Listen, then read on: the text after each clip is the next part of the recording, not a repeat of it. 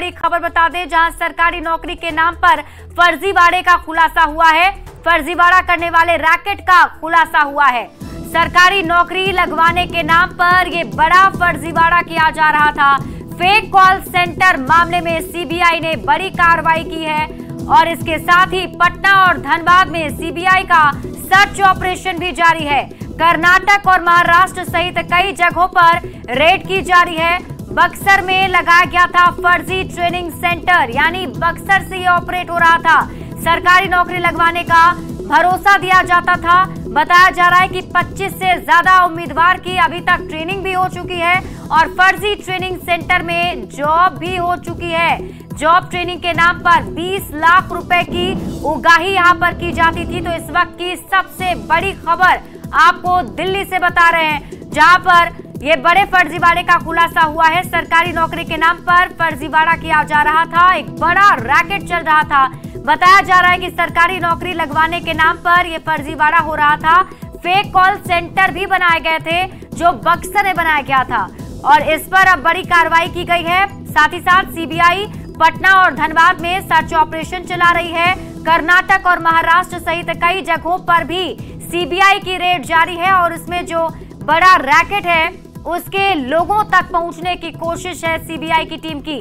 जानकारी मिल पा रही है कि बक्सर में फर्जी ट्रेनिंग सेंटर बनाया गया था, जहां पर सरकारी नौकरी लगवाने का भरोसा दिया जाता था लोगों को। करीब 25 से ज्यादा उम्मीदवार को इन्होंने अपने झांसे में ले भी लिया था और फर्जी ट्रेनिंग सेंटर में जॉब की ट्रेनिंग भी करवा दी थी इन लोगों ने। जॉब ट्रेनिंग के नाम पर 20 लाख रुपए की उगाही होती थी।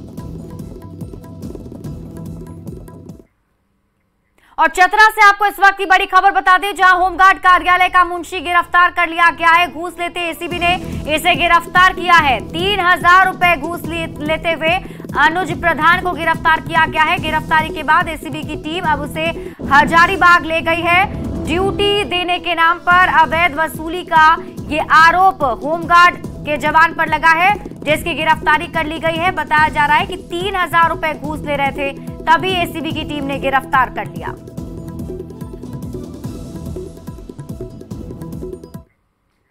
अगली खबर रांची से है, जहां रिम्स में एक बार फिर से बड़ी लापरवाही देखने को मिली है।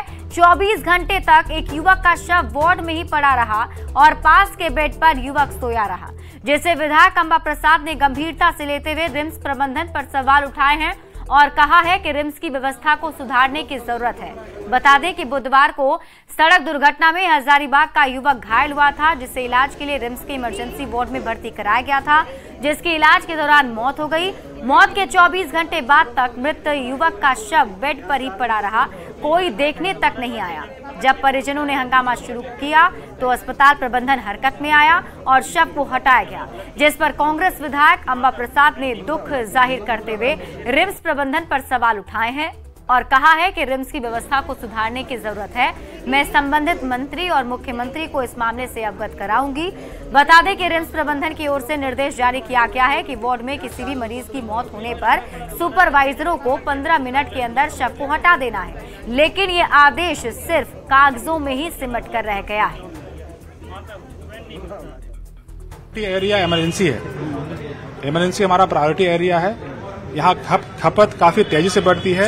अगर कहीं किस तरह से हम दूसरे एंगल से भी सोच रहे हैं, कहीं सामानों को कहीं चोरी में तो कहीं चली नहीं जा रही है, हम साफ साफ मैं कह रहा हूँ, उस एंगल से भी हम लोग उसको एसेस करने की कोशिश कर रहे हैं। डायरेक्टर महोदय ने एक्चुअली 2 सदस्यीय एक टीम भी बनाया है उसको स्टॉक्स को चेक करने के लिए, उसमें उस दिशा में हम लोग काम कर रहे हैं। चुप नहीं बैठने वाली हूँ, ये सब चीज हम नहीं देख सकते हैं।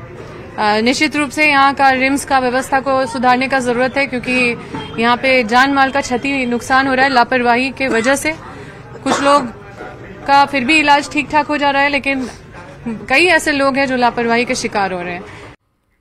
झारखंड विधानसभा नियुक्ति घोटाला मामले में निर्दलीय विधायक सरयू राय ने बड़ा बयान दिया है। विधानसभा नियुक्ति घोटाले को लेकर विधायक सरयू राय ने सीएम हेमंत सोरेन को हाईकोर्ट को जवाब देने को कहा है। साथ ही उन्होंने कहा कि हाईकोर्ट 3 तारीख से सरकार से जवाब मांग रही है। अभी तक जितने भी स्पीकर हुए सिर्फ सीपी सिंह को छोड़कर सभी के कार्यकाल में गड़बड़ हुए हैं।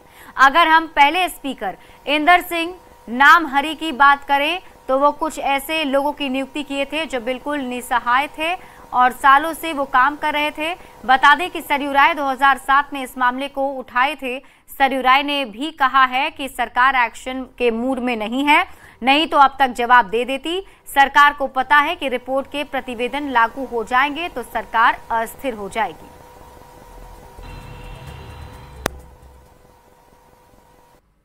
इतने 2 साल से अधिक हो गया रिपोर्ट आए हुए, तो कार्रवाई की तो कोई योजना बनानी चाहिए। एक्शन टेकन रिपोर्ट सरकार को बनाना चाहिए था कि एक सदस्यीय जांच आयोग के प्रतिवेदन के अनुशंसाओं पर हम क्या कार्रवाई कर रहे हैं, क्या कार्रवाई करना चाह रहे हैं।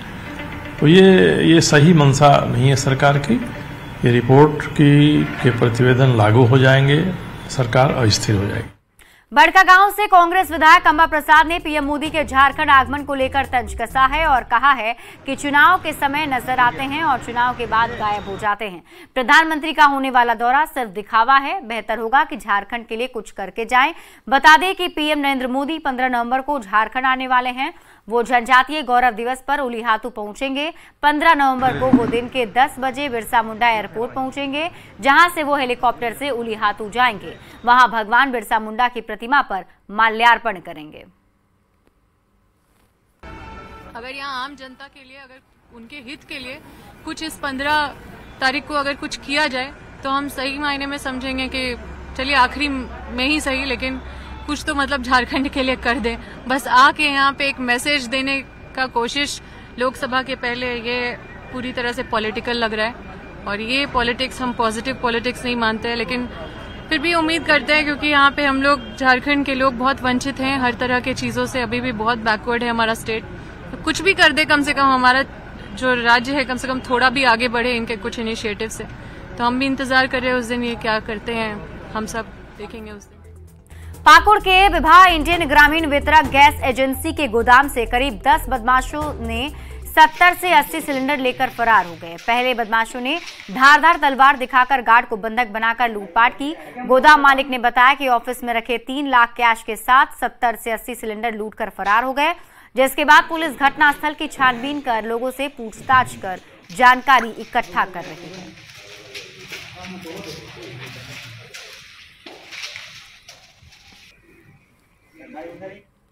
खबर जमशेदपुर के बिष्टुपुर से है, जहां पुलिस ने आपराधिक घटना की योजना बना रहे मोहम्मद आदिल को हथियार समेत गिरफ्तार कर लिया है। वहीं पुलिस ने बताया कि गिरफ्तार आरोपी पर पहले भी कई आपराधिक मामले में जेल जा चुका है। साथ ही पुलिस ने बताया कि डीएसपी के नेतृत्व में टीम का गठन कर गुप्त सूचना के आधार पर कार्रवाई की गई। कार्रवाई के दौरान बदमाश के पास से 9 mm के लोडेड पिस्टल के साथ मोबाइल फोन बरामद कर जेल भेज दिया गया है। वरीय पुलिस अधीक्षक महोदय के निर्देशानुसार एक गुप्त सूचना मिली थी। विशेष टीम की गठन थाना प्रभारी बिष्टुपुर के नेतृत्व में किया गया था, जिसमें कि पता चला कि एक व्यक्ति जो है, एक लड़का जो है, कोई अपराध को अंजाम देने के नियत से खाऊ गली के पास में बिष्टुपुर में घूम रहा है, जिसके पास आग्नेयास्त्र है। उसका घेराबंदी बिष्टुपुर थाना के पुलिस पदाधिकारी कर्मियों द्वारा किया गया और उसके पास से एक 9 mm का पिस्टल, 2 जिंदा गोली बरामद किया गया। गिरिडीह के सर्किट हाउस में जिले के पदाधिकारियों के साथ बैठक की गई। बैठक के बाद समिति के सभापति दीपक बिरुआ और सह झामुमो विधायक के विभाग के पदाधिकारियों से फीडबैक ली गई। साथ ही 17 लंबित मामलों को लेकर पदाधिकारियों से समस्याओं की जानकारी ली गई। वहीं मामले से जुड़े लोगों को जल्द निपटारा करने का आदेश भी दिया गया।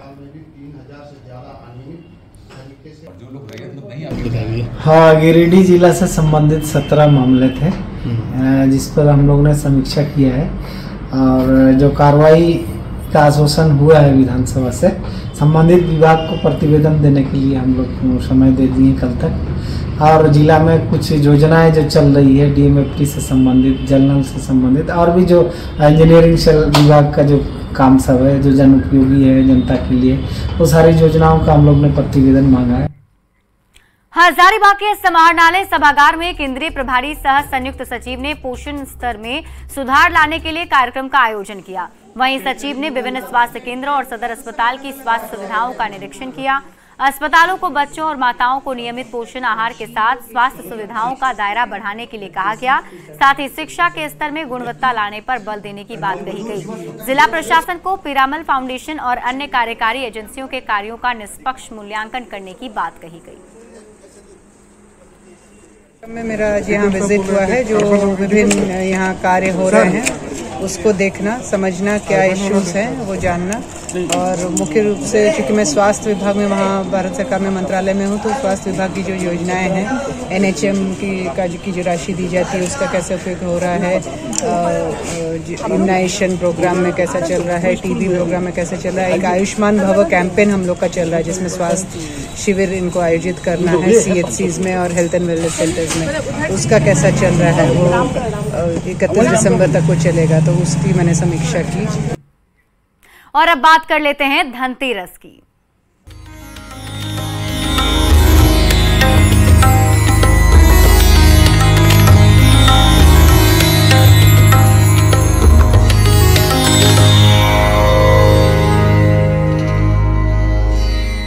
धनतेरस के मौके पर राजधानी रांची में सोने और चांदी का बाजार खूब चमक रहा है। इस बार आभूषण बाजार में पिछले साल की तुलना में ज्यादा बूम नजर आ रहा है। खासकर गहने खरीदने को लेकर महिलाओं की भीड़ ज्वेलरी दुकान में ज्यादा उमड़ रही है। खासकर एंटीक गहने महिलाओं की पहली पसंद बन गए हैं, लेकिन कई महिलाएं ऐसी भी हैं जिन्होंने इस बार धनतेरस पर गहनों की खरीद को लेकर लंबी प्लानिंग की थी और वो प्लानिंग गले में उतरती हुई भी नजर आ रही है। आभूषण बाजार से और अधिक जानकारी दे रहे हैं हमारे संवाददाता संजय कुमार सिन्हा। धनतेरस पर सोने के बाजार की चमक भी बढ़ी हुई है और खासकर जो महिलाएं हैं इस बार जमकर खरीदारी करती हुई नजर आ रही हैं। हम इस समय राजधानी रांची के सोने के बाजार में देख सकते हैं कि गहनों का बाजार महिलाओं को कितना पसंद आ रहा है। बोले कि आज आप लोगों ने क्या खरीदा है? ये हम लोग हार खरीदे, ये धनतेरस में शुभ माना जाता है कि ये लेना चाहिए, तो मेरा सपना था इसलिए मैंने अपने हस्बैंड को बोला, वो बोले ठीक है चलो, तो हम लोग आए ज्वेलरी लेने, तो ये मुझे पसंद आया तो मेरे को ये ले दिए। बोले कि आपने क्या खरीदा मैडम? सर मैंने ये खरीदा है और ये मेरे बहुत दिन से मैंने सोच रखा था लूंगी तो ऐसे ही लूंगी, और मेरे मन पसंद आज मिला और मैंने खरीदा।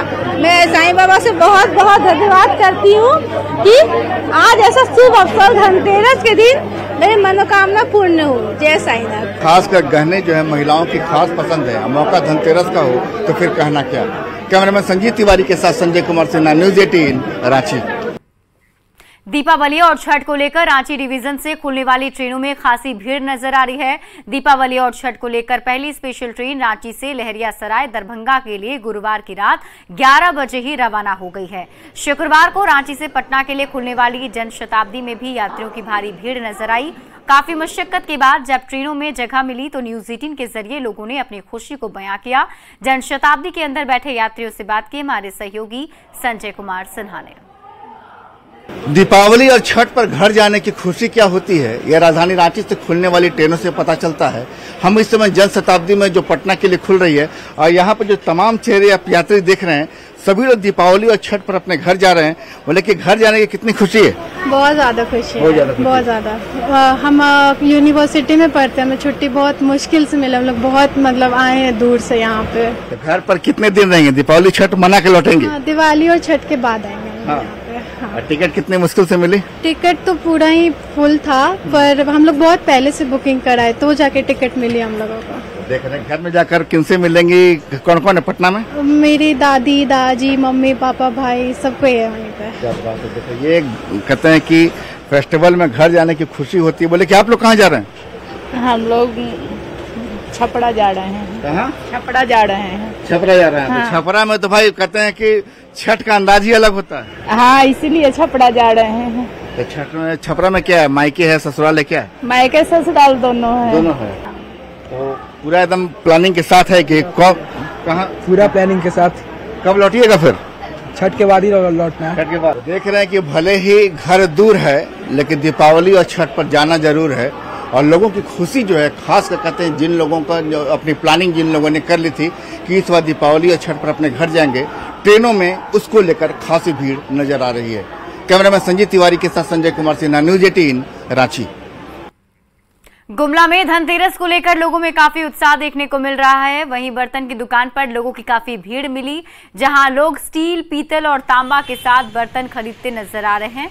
लेकिन दुकानदारों ने बताया कि ऑनलाइन सामानों की बिक्री की वजह से लोगों की संख्या काफी कम हो गई है, जहां दुकानदारों ने लोगों से वोकल फॉर लोकल के तहत लोगों से सामान लेने की अपील की। अधिक जानकारी दे रहे हैं संवाददाता रुपेश कुमार भगत। गुमला में धनतेरस को लेकर के जो बाजार है वो सज चुका है। इस वक्त मौजूद है गुमला के मेन रोड में, और मेन रोड में आप देख सकते हैं जो बर्तन दुकान है वो भी सज चुका है। ग्राहक सुबह से ही आकर के खरीदारी कर रहे हैं। इसके साथ ही आपको बता दें कि धनतेरस का दिन जो होता है शुभ माना जाता है। लोग यहाँ पर आकर के धनतेरस के दिन के मौके पर खरीदारी करते हैं। आप देख सकते हैं तस्वीरों के माध्यम से कि जो सामान है आपको तरह तरह का यहाँ पे दिखेगा। लोग स्टील से लेकर के तांबा सहित अन्य जो बर्तने हैं उसकी खरीदारी जो है ग्राहक आकर के कर रहे हैं। तो हम यहाँ पे मौजूद ग्राहक से जानना चाहेंगे कि बताइए, आज धनतेरस का दिन है, इधर देखिए खरीदारी करने आए हैं क्या? बर्तन लेने आए हैं, शुभ माना जाता है इसलिए। और क्या क्या लेने वाले हैं? ले रहे हैं कढ़ाई सब, लोटा सब, पीतल सब, सभी बर्तन की और सोना चांदी की हमारा बर्तन का दुकान है। और सुबह से ही ग्राहकों का अच्छा रिस्पांस मिल रहा है। धीरे धीरे जैसे शाम होती है, संध्या हो रही है, तो हमें और भी ज़्यादा भीड़ की उम्मीद है और हम लोग सभी तरीके से तैयार हैं। ऑनलाइन तो कुछ ना कुछ डैमेज किया ही है, लेकिन भी हम लोग अपना वोकल फॉर लोकल के लिए ज़्यादा किए हुए हैं। ग्राहकों को भी बोल रहे हैं कि खरीदने के लिए, और हम लोग भी इसको ज़्यादा जोर दे रहे हैं। इसका बाजार है वो पूरी तरह लोग है जो घरों से निकल करके जो बर्तन सहित अन्य चीजें हैं उसकी खरीदारी कर रहे हैं। जो दुकानदार भी है वो वोकल फॉर लोकल पर जोर देने के। बोकारो में धनतेरस को लेकर लोग बाजार में खरीदारी करते नजर आ रहे हैं। आज के दिन लोग सोने चांदी के सामान के साथ गाड़ियों की भी खरीदारी करते हैं।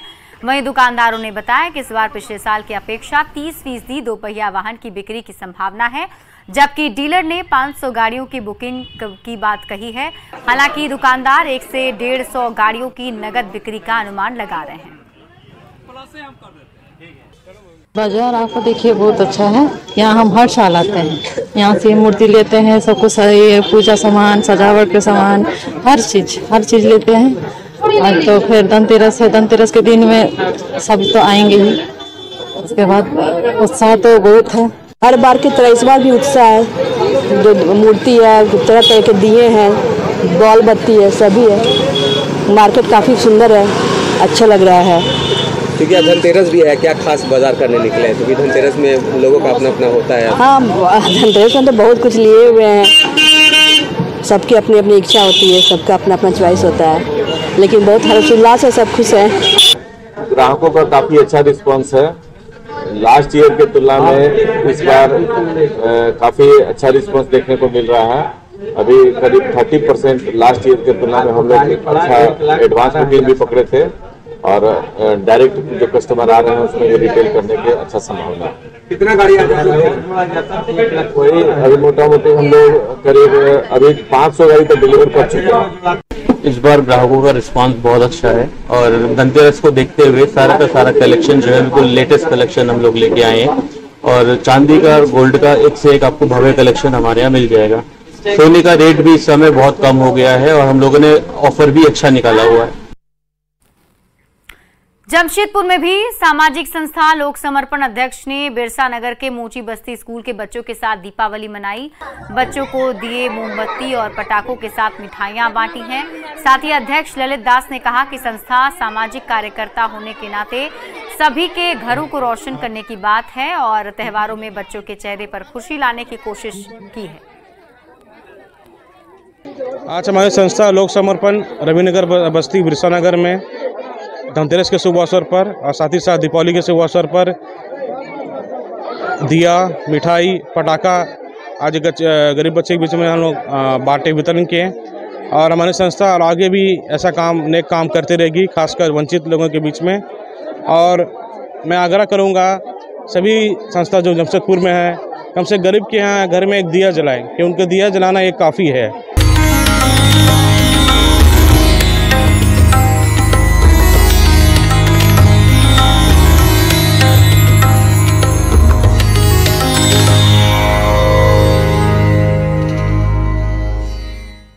और इसी बीच रुक कर लेते हैं बड़ी खबर की। सूत्रों के हवाले से आपको बड़ी खबर बता दें, कुछ देर बाद जारी होगा 69वीं पीटी परीक्षा का परिणाम। बीपीएससी ने रिजल्ट को लेकर पूरी तैयारी कर ली है। परीक्षा में कुल 2,70,000 अभ्यर्थी शामिल हुए थे, और बताया जा रहा है कि कुछ ही देर बाद इसके रिजल्ट सामने आ सकते हैं। 475 पदों के लिए आयोजित हुई थी परीक्षा।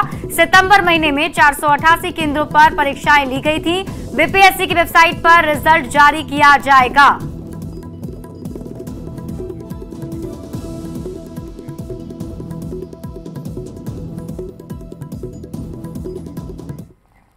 और फिलहाल इस बुलेटिन में